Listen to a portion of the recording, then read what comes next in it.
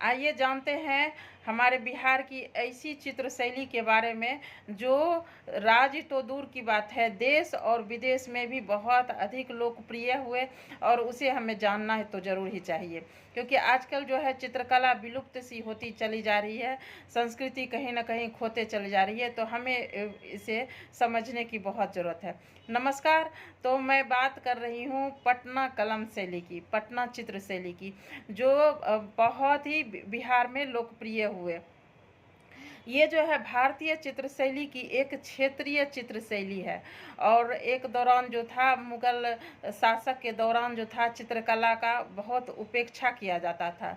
इस वजह से जो थे चित्रकार इधर उधर सब जगह भटकते चले गए, अपना जीविका के चक्कर में कहीं कहीं जाकर बसने लगे और बसने के क्रम में ही बहुत ऐसा चित्रकला हुआ, जिस जिस जगह पे गए उस जगह पे वो नाम लेके अपना प्रसिद्धि पाए। उसमें से प्रमुख चित्रकला शैली है जैसे दिल्ली कलम कह सकते हैं, लखनऊ कलम कर सकते हैं और पटना कलम। पटना कलम में कहा जाता है कि एक मुगल दरबार के जो मुगल शासक थे औरंगजेब, उन्होंने चित्रकला को बहुत ही नज़रअंदाज किया, तो चित्रकार वहाँ से नहीं होता है राजा को उस टाइम चित्रकार सबको पालते पोसते थे, जब आश्रय वो नहीं दिए तो वो जो है चित्रकार मुर्शिदाबाद के तरफ चले गए। मुर्शिदाबाद में जब हुआ कि जीविकापार्जन में थोड़ा सा कठिनाई आने लगी, दिक्कत होने लगी और पटना का उस टाइम बोलबाला होने लगा था। पटना का जैसे बोलबाला हो रहा था तो धीरे धीरे वहाँ से कूच करते करते सब लोग पटना में आके बस गए और पटना बसने के कारण ही यह जो चित्र शैली है पटना कलम के नाम से विकसित हो गया। इसमें जो है पूरा क्षेत्रीय चित्र कला का प्रदर्शन पूरा दिखता है पटना का। पटना के मच्छरहट्टा, ये दानापुर आरा, इस तरह के जो लोकल जहाँ पर भी जगह मिला वहाँ पे ये चित्रकार आके अपना बस गए थे। कहा तो ये भी जाता है कि उस मुगल शासक अकबर और जहांगीर के जो प्रमुख चित्रकार मनोहर थे उसके वंशज ही जाके मुर्शिदाबाद में बस गए थे और उसी के वंशज जो कहलाते हैं पटना कलम के चित्रकार कहलाते हैं। पटना कलम का एक प्रमुख विशेषता थी कि इसमें रंगों का बहुत अच्छे से चयन किया जाता था, इस तरह से कि इस जो यहाँ का जो चित्र है पूरा सजीवता से और जीवन का जो होता है दिनचर्या को उसमें घनिष्ठ संबंध को दिखाता था।